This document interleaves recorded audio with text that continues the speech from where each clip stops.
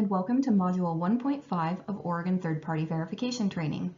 This module discusses specifics about verification in Oregon. For any questions related to this training program, please contact us at 3pverify@deq.oregon.gov. We'll begin today by covering a few concepts important to verification in Oregon. We'll talk about conflict of interest assessment, how to prepare for verification, site visits, issues and corrections, preparation of the verification report and submission of the verification statement, and we'll end with some important verification tips learned during the program's first few years of operation.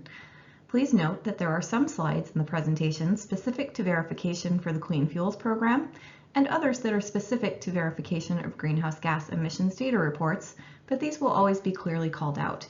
Most slides in the presentation are not program specific. First up, some verification basics, which will mostly be review. DEQ's third-party verification program is broadly similar to the California Air Resources Board's program. You'll find a lot of the same terms and definitions in use here. We also generally use the same thresholds for verification applicability and conflict of interest requirements. The programs are not exactly the same, however. There are circumstances unique to Oregon which need to be verified appropriately, so you'll need a good working knowledge of Oregon's specific requirements. Though a working knowledge of California's regulation is useful, you should always read the Oregon regulations to maintain compliance in our program. Because many of the differences between programs are nuances within particular reporting sectors, you'll hear more about differences in our sector-specific trainings. If you have made it to this training, you already have some experience with doing verification work, so this will mostly be review.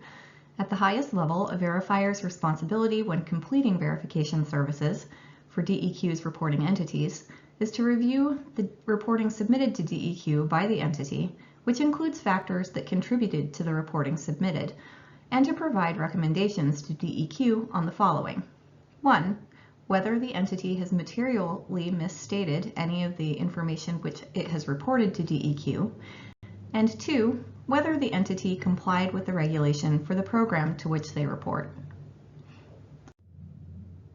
The final deliverable of verification to DEQ is the verification statement, a summary document that catalogs the verification body's recommendation of the result of the verification. This is kept deliberately brief. A full verification report will also be produced for each verification, but is not typically provided to DEQ unless requested. DEQ also reserves the right to request any other documentation associated with verification, including verification and sampling plans, the log of issues, data checks, and other documents. In making determinations of conformance and material misstatement, verifiers are asked to use a standard of reasonable assurance.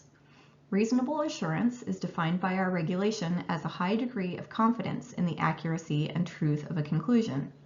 In practice, this means that the verifier should be comfortable confirming that the data and reports the entity submitted to DEQ followed the methods and rules required, and that they are free of material misstatements.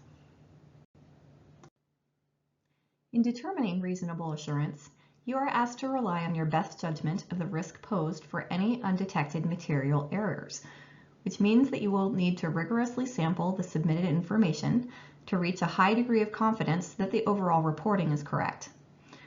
You must also evaluate control risk, which are instances where there may be circumstances that could lead to material misstatement, such as a lack of sufficient data integrity controls or fraud on behalf of the entity or one of its business partners. Specific to verifying submitted greenhouse gas emissions data reports, you will need to see the actual reporting submitted to DEQ by the entity, which will include its reported emissions data. You should also request any information and documentation the entity used in calculating and reporting their emissions, fuel quantities, or electricity or fuel transactions. You'll also want to request any information the entity has to support a general understanding of the entity's boundaries, operations, and transactions.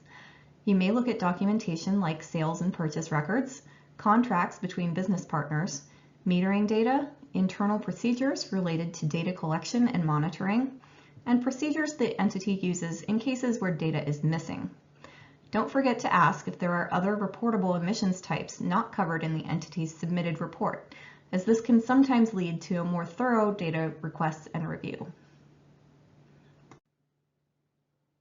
Specific to verifying submitted Clean Fuels Program quarterly fuel transactions reporting, these verifications are done on an annual basis for reports that are submitted quarterly.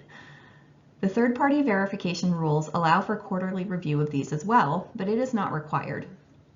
When looking at quarterly fuel transaction reports, the verifier will check to make sure the entity reported their transactions and volumes correctly, which will include review of the entity's transaction types, the fuel application, the fuel pathway code, and the fuel volume reported per fuel pathway code.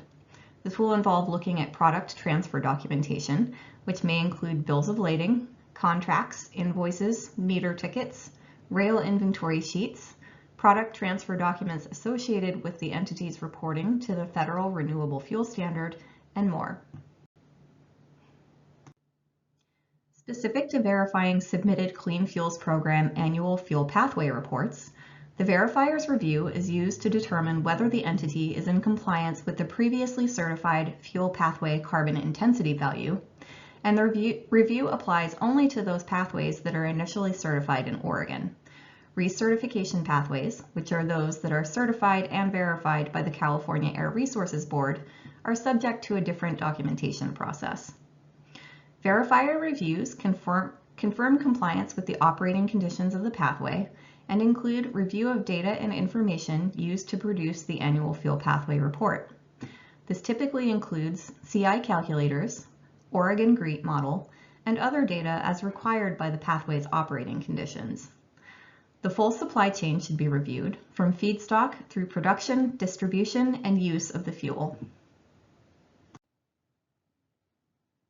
Before any verification activities for the year can begin, the verification body and entity will need to work together to determine if any actual or perceived conflicts of interest exist between the two parties and submit a conflict of interest form to DEQ for approval. A conflict of interest disclosure form is where the verification body will indicate its verification team and answer questions related to high, medium, and low conflict of interest situations. At the end of the form is space for the verification body's own self-assessment of their overall conflict of interest risk with the responsible entity, as well as an attestation that the information on the form is accurate and complete, and a place to attach supplemental documentation like disclosure details and conflict of interest mitigation plans. Some examples of situations you may consider a low conflict include other verification services and other validation services provided as part of another mandatory compliance program like CARB or Washington Ecology. As a note, conflict of interest potential is only considered low if there are no high or medium conflict situations identified, and if the verification body has not provided verification services to the entity for longer than 6 consecutive years. Medium and high conflict of interest situations are all listed on the conflict of interest form. Medium conflict of interest situations require a mitigation plan, and if a high conflict of interest is identified, the verification body responsible entity relationship will not be approved. For any instances of medium potential for conflict of interest, the verification body must provide a mitigation plan to DEQ with its COI disclosure form. This plan should explain the potential conflict and what measures are being taken to neutralize it, such as isolating individuals who have performed other services for the entity from the verification team. Once the COI form has been submitted and approved by DEQ, it will be time to begin verification activity. In addition to the conflict of interest form, the verification body will need to submit to DEQ a Notice of Verification Services form. This form includes space to list the verification team, which must match the COI disclosure form, and describe the services to be provided, including a site visit if necessary. If any information on this form is different from the COI disclosure, the verification body will need to resubmit both forms. Both the GHG reporting program and the Clean Fuels program require the responsible entity to have a written GHG monitoring plan, which is subject to review during verification. This slide describes the basics of the monitoring plan for both programs, but you can find more detailed information in the rules referenced here. The monitoring plan helps the responsible entity to prepare for verification by outlining its basic approach to GHGs in its operations, including how data is collected and managed, and how equipment is calibrated and maintained. The monitoring plan should be part of your initial data requests to the entity and can be helpful in formulating additional data requests. In planning for verification, you can expect there to be planning and scoping meetings with your entity client to discuss the scope of verification. At these meetings, you can request documents and information needed for verification services, and both parties can discuss site visit logistics, interviews, and verification participants. This is also the stage at which the verification team should be developing both the verification plan and sampling plan. The verification plan covers information from and about the responsible party and includes timing of verification activities. The sampling plan shows how the verifier plans to get reasonable assurance with the responsible party's reporting, and it addresses the three types of uncertainty risk: inherent, control, and detection, and assesses the potential level of risk. Let's cover each in a bit more detail. The verification plan is a basic roadmap for the verification services to be provided. It contains information on the regulated entity, including that which will allow the verification team to develop an understanding of the facility or entity boundaries and operations, staff training, methodologies used for reporting, and the entity's data management systems. It also contains information on when and where the verification activities will take place, and the verification body's initial proposal for data reviews. Check the verification rules for additional verification report details that should be included, depending on the program the entity reports to. The full requirements for sampling plans are listed in Division 272, but we wanted to highlight a few things about high-quality sampling plans. The sampling plan should contain an assessment of risk based on the overall contribution to the reported data, but the best plans focus a good deal of attention on uncertainty risks. These are areas where the verification body has determined there might be a higher potential for errors in reported data. These factors may include, but are certainly not limited to, the data management systems in use at the entity, whether they keep any paper records, potential for human error in data entry or transcription, staff turnovers, which might lead to new or untrained staff handling reporting data, past reporting errors, the calibration and maintenance of measurement equipment, frequency of data collection, which methodologies are being used to calculate emissions, internal management practices and policies, and more. The verification team will need to make an honest assessment of the risk that any of the reported data may not be correct, or that the entity missed any data that should have been reported. The sampling plan is meant to be a living document and can and should change when new information about risk is presented. One important aspect of verification you'll need to prepare for in full verification years is a site visit. First, let's cover the difference between a full and a less intensive verification year. Less intensive verification is a way for eligible entities to save on verification expenses in 2 of every 3 years. Entities may be eligible for less intensive verification if A, there's not been a change in the verification body, B, a positive verification statement was issued for the previous year, and C, no change of operational control of the responsible entity occurred in the previous year. In a less intensive verification, the verification body can use the risk assessment developed as part of its most recent sampling plan and does not have to perform an in-person site visit. Note that a verification body may choose to provide full verification at its discretion in instances where the responsible entity has made changes in sources, significant changes in emissions, significant changes in data management systems, or any combination therein compared to the previous year, based on the professional judgment of the verification body. When full verification with a site visit is required, here are some tips for preparing for your site visit. First, since the purpose of the site visit is to perform aspects of the verification best achieved in person, it is important to review the submitted report ahead of time. If you're having trouble getting information from your entity client in time for the scheduled site visit, please contact DEQ so we can work with the entity to get you this information. On the day of the visit, it will be important to make sure that the appropriate staff will be available to ask about different aspects of the reporting. If you're visiting a facility and will need to see meters, sources, or other measurement equipment, it will be important to make sure beforehand that the entity is aware of this and can be prepared to provide access. And of course, no site visit can take place until the appropriate COI and Notice of Verification Services documentation is submitted to DEQ and approved. On the day of the site visit, here are a couple of important do's and don'ts. Do try to maximize your time on site by seeing parts of the facility that will help you understand the sources of data and reporting, and by focusing on high priority questions best understood if asked in person. Don't offer your entity client any advice on how to report or how to fix their reporting. If you have questions related to interpretation of the regulation, or if your client has these questions, please reach out to DEQ directly so we can provide an official agency response. Next, we'll discuss what happens when issues are identified during the verification process. One of the most important aspects of any verification is data checks. When evaluating an entity's reported data, the verification team must ensure that appropriate methodologies have been applied.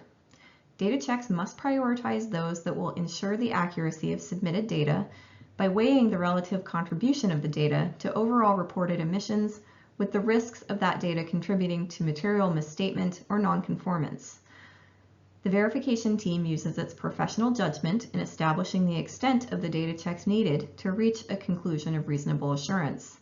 At a minimum, they must trace data back to the source, review data compilation and collection procedures, and include recalculations of reported data, reviewing calculation methodologies, and meter and device measurement accuracy. Here are a few useful tips for data checks garnered from our program's first few years. When you're checking data, it can be useful to compare the same data points year to year where possible. This can sometimes help narrow in on areas for further review. If a company relies primarily on automated systems to generate its reporting, don't assume that these systems are immune to error. Data entry and transcription errors can occur even within largely automated processes. When you've traced data back to its source, take some time to validate the original data. Where did it come from, and is it correct? Remember to ask questions about the calibration and maintenance of meters and other data collection equipment. Make sure your client is using the correct units for reporting, as will be noted in the reporting regulation. And gain an understanding of who works with the data as it is collected, managed, and reported. Questions like how staff were trained, what procedures they follow, and how busy they are can help identify areas of potential error risk. As you perform verification activities, you must maintain a log of issues which details any issues identified during the verification process. This is typically a spreadsheet and must contain a description of each issue, the regulatory section the issue is related to, an indication of whether the issue impacts material misstatements or nonconformance if left unresolved, and documentation of any other concerns identified by the verifier during the verification process. In the case that significant issues are found, and there is the possibility of an adverse statement being issued, you will need to provide the log of issues to DEQ at the same time that you notify the entity of the potential for an adverse statement. According to the regulation, the entity must be given at least 14 days to correct the issue. Since the first requirement of the verifier is to determine the potential for material misstatement, let's cover how to evaluate this. Material misstatement of emissions data can fall into three categories. Discrepancies, which include any differences between the reported emissions and the verifier's review of emissions for a data source subject to data checks. Omissions, which include any emissions the verifier concludes must be part of an emissions data report but were not included.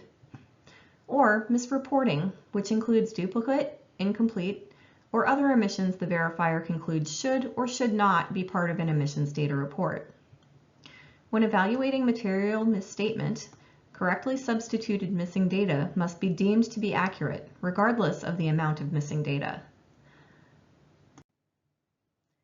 In contrast to a material misstatement, a nonconformance is any area where the responsible entity has not followed DEQ's regulations.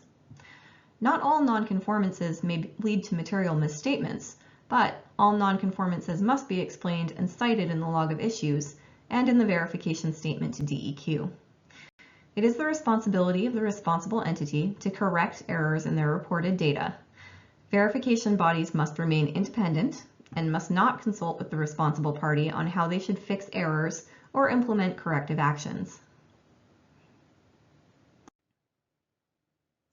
Failure to fix a correctable error identified by the verifier triggers an adverse verification statement. Not everything requires a fix. A difference between a report and the verifier's assessment that is not a correctable error may trigger a qualified positive verification statement if the total emissions data is otherwise accurate. Entities are required to correct any issues with their submitted reporting identified during verification, regardless of whether the identified issues constitute material misstatement. All issues should be logged in the log of issues. If no issues are identified during the verification, or the issues identified do not impact reported data, entities may skip this step. Entities make requests to DEQ to unlock their submitted reports for revision. You may not do this for them. Requests need to be made in the appropriate reporting system, your DEQ Online or Oregon Fuels reporting system. Requests must contain information about the identified issue, whether it was caught during verification, and the proposed changes to reporting. Changes not requested will not be granted. Once corrections have been made, the verifier will need to confirm the corrected report is accurate before submitting the verification statement. In rare cases, entities may experience losses of data during a reporting year. If this happens, you will need to use the missing data procedures that apply for the program the entity is reporting to, and confirm that a reasonable temporary data collection procedure was used. Alternately, the entity can use an alternate method that was approved in writing by DEQ. The entity is responsible for proving to you that the replacement for the missing data is accurate to plus or minus 5%. For the completion of findings, once you've had the site visit and after you've performed your final data checks, you will meet with the client to show them your issues log and your findings. You and your responsible entity must find resolutions to those findings if possible. And if there are disagreements between the responsible party and the verifier, please contact DEQ. We're here to help mediate those. The responsible party must fix correctable errors to receive a positive or qualified positive verification statement. The verification statement is submitted by the verifiers to DEQ and the responsible party. Let's now turn our attention to the verification report and statement. Required elements for verification reports are listed in Division 272, so we won't go over that whole list in detail, but we did want to talk through some of the qualities of a good verification report. What distinguishes the best verification reports are that the verification team's assessments of data risk and approach to sampling data are clearly described so that the reader can follow how the verification team reached reasonable assurance of its conclusion. DEQ doesn't typically see the full verification report unless the verification body is being audited or if there's a question about the result of the verification. But the verification report can be requested at any time, so it's important to include enough detail about your process to be helpful in evaluating whether the correct conclusion was reached.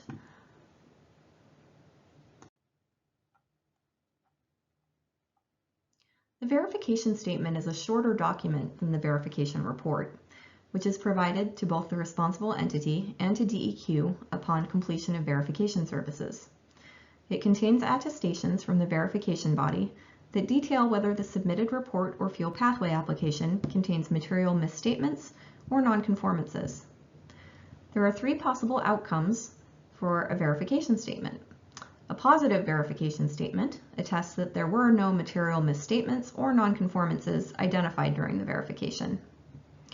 A qualified positive verification statement attests that no material misstatements were identified during the verification, but one or more other nonconformances with the rules may have been identified that do not result in material misstatement. If any nonconformances are identified that are correctable errors, these will need to be fixed by the responsible entity to avoid issuance of an adverse verification statement. In the case of an adverse statement, the verification body will have identified either material misstatement or nonconformances that have not been addressed, or both. If the verification body will recommend an adverse statement, it must make this known both to the responsible entity and to DEQ well in advance of the verification deadline. The responsible entity must be given at least 14 days to make modifications and submit the correct reporting to DEQ. The verification body will provide DEQ with a log of issues, which will allow DEQ better visibility into the particular issues identified. If it looks likely that an adverse statement could be issued because the entity has uncorrected errors that remain within a couple of weeks of the verification deadline, your responsibility is to notify both the entity and DEQ in writing within 14 days of the deadline that an adverse statement is possible. When you notify DEQ of a potential adverse statement, you must include the log of issues so that we can tell what the remaining issues are. The last step before turning in the verification statement is to have it independently reviewed.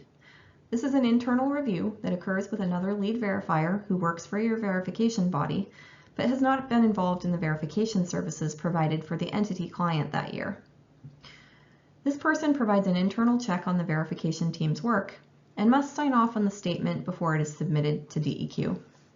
The independent reviewer must remain independent and cannot advise on how verification services should be performed. The last step in the verification process is to submit the verification statement, and this will look a bit different depending on the reporting type you're verifying. CFP quarterly fuel transaction reports and emissions data reports submitted by liquid fuel suppliers to the Greenhouse Gas Reporting Program are submitted using the Oregon Fuels Reporting System. To submit verification statements for these sectors, first complete the verification statement form, which is located on our third-party verification website and administered in Adobe Sign. Then you'll need to upload a PDF copy of the statement to the reporter's record in OFRS. Navigate to the Report Reviews tab to complete the submission. Annual fuel pathway reports are submitted in the Alternative Fuels Portal, or AFP. Similarly to quarterly fuel transaction reports, the verifier should first fill out the Adobe Sign verification statement web form. Then they should log into their account in AFP, navigate to the fuel pathway application record for the pathway being verified, and use the Verify link to submit. For all other GHG reporting sectors, which includes permitted stationary sources, electricity suppliers, and natural gas suppliers and systems, log into your DEQ online and fill out the verification statement form submittal. This automatically gets attached to the entity's record in the system and sent to DEQ. Verification bodies are required to maintain records of their verification for at least 7 years. You'll need to keep all information and documentation used to perform verification, including the report the entity originally submitted to DEQ, all the data required by or submitted under the regulation the entity is reporting for, and all other data and information as necessary. Records may be kept on paper or electronically. Information requests may be made by DEQ at any point in the record retention window. Related to record keeping, Oregon's conflict of interest requirements also require that verification bodies keep track of any actual or perceived conflicts of interest that may arise within 1 year of completion of verification services. You have a responsibility to notify DEQ if there are any new contracts or work with the entity during this time frame, so that we can determine whether any medium or high conflict of interest situations may jeopardize the results of the verification. To conclude today, we wanted to share some tips we've learned from our first few years of implementation of the third-party verification program, which can help verifiers avoid common mistakes. First, we recommend running a year-over-year emissions comparison as part of your data checks. Permitted stationary sources that report to the Greenhouse Gas Reporting Program are required to explain any discrepancies of 5% or more from their last year of reported emissions, but we find this type of comparison can be helpful in all sectors because it will sometimes help identify areas where further review might be needed. If the entity has had significant changes from their prior reporting year, it's worth asking why. Many entities will cite increase or decrease in production as a reason, but this explanation may not provide the full picture of why changes occurred. Next, part of your role as a verifier will be to make sure that all data that is supposed to be reported by the entity actually was included in its reporting. For liquid fuel suppliers in particular, this can be a challenge, as entities may assume that all required fuels for greenhouse gas reporting are being carried over from their Clean Fuels Program reporting in OFRS. This is not the case. There are several fuel types which require the entity to enter their volumes manually in the system, and these can be easy to overlook. If you have questions about which fuel types need to be entered by the entity, resources are available on our Greenhouse Gas Reporting Program website. But for all reporting sectors, you should always ask if there are other types of data the entity should have included in their reporting. While some entities will be appropriately resourced to devote dedicated staff to their emissions data reporting, some will be smaller companies whose staff take on reporting responsibilities in addition to their normal work duties. In both cases, however, turnover of staff can be an area of significant risk for reporting errors. While performing verification, we recommend asking questions about staff training and experience as it relates to their reporting, and whether there have been any recent turnovers in staffing that may impact the accuracy of the reported data.